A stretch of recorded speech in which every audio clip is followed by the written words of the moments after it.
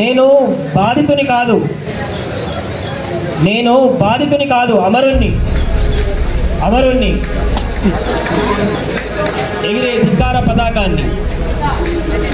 నీకు శాతనైతే, నీకు జాతనైతే నా శవాన్ని నగరం నడిబొడ్డున ఖననం చేయండి.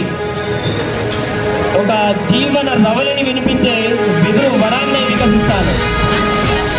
నీకు చేతనైతే నా శవాన్ని ఈ దేశం ముఖచిత్రంగా ముద్రించండి. ఒక సుందర భవిష్యత్తునై చరిత్ర పుటలలో పర్యాపిస్తాను.